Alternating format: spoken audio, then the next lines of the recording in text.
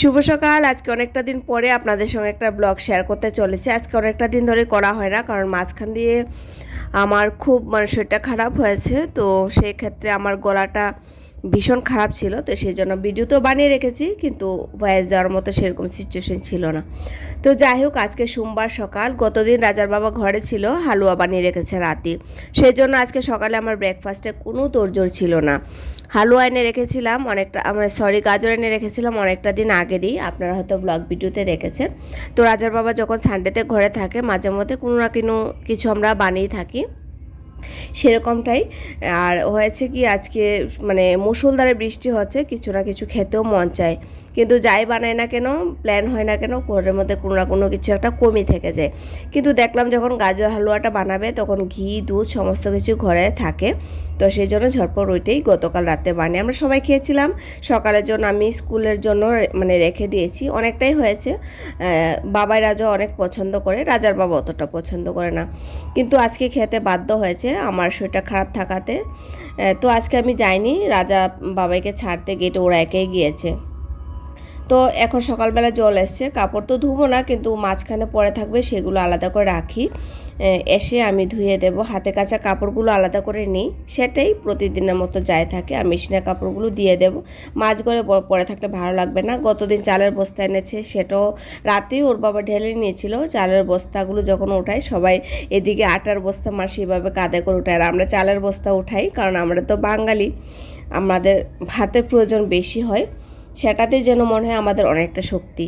তো যাই হোক, চালের বস্তাটা কিন্তু গতকাল রাতে ওর বাবা ঢেলে রেখে দিয়েছে। আর সকাল সকাল জল থাকাকালীন যেই কাজগুলো করি সেগুলোই কমপ্লিট করছি, তবে যে সামনে পড়া সেগুলোই করছি। যাবো রেফারটা নিতে, 3 দিন ছুটি ছিল, সেকেন্ড স্যাটারডে সানডে, আরেকটা দিন কি জানি আমি ভুলে গেছি।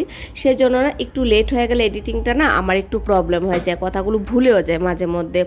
তো রাজার বাবার সঙ্গে যাব, রাজার বাবার অফিসের ভেতরে মেডিকেলটা নিতে, রেফার নিতে মেডিকেল হসপিটাল থেকে। তারপর শুরু হবে হসপিটালে যাওয়া, আমার কিছু প্রবলেম আছে, সেগুলো হসপিটালে গিয়ে চেক আপ করাতে হবে। জাস্ট আজকে রেফারটা নিয়ে আসবো।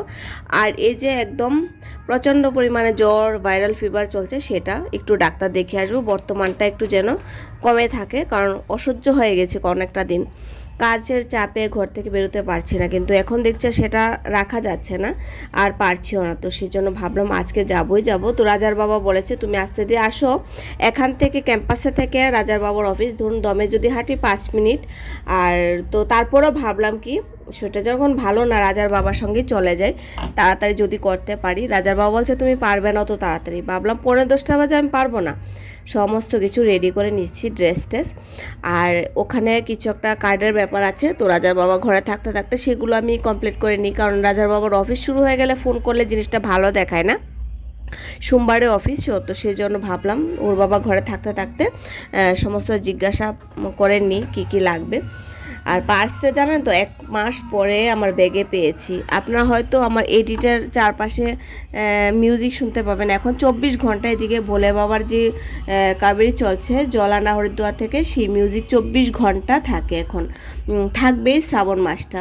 এটা হয়তো এডিটে আসতেও পারে, তো যাই হোক আপনারা একটু অ্যাডজাস্ট করবেন। আর এদিকে গতকাল রাতে আমি শ্রাবণ মাসে চুরি পর্ব করে সমস্ত কিছু বের করে রেখেছি, ভাবলাম অনেক জিনিসের প্রয়োজন হবে, একটু গুছিয়ে রাখবো আগে আগে করে, তো সেই জন্য আস্তে ধীরে করবো। এখন মুষলধারে যে দেখুন বৃষ্টি হয়ে যাচ্ছে, প্রকৃতি একদম হারা ভরা হয়ে গেছে। যারা তো শ্রাবণ মাসে কিন্তু ভোলে বাবা মাতা পার্বতীরা তপস্যা করেছিলেন। মাতা পার্বতী সব সময় গোটা শ্রাবণটাই সবুজ কালার শৃঙ্গার করে থাকতেন ভোলে বাবার জন্য, ভোলে বাবা মাতা পার্বতীর জন্য আরাধনা করতেন। সেই জন্য আমরা কিন্তু তার পরম্পরাটা আমরা পেয়েছি, যে আমরা করে থাকি শ্রাবণ মাসে সবুজ কালারটা ধারণ করার চেষ্টা করি, চুড়ি পরি শাড়ি পরি, কিন্তু মাতা পার্বতী সেটা করতেন।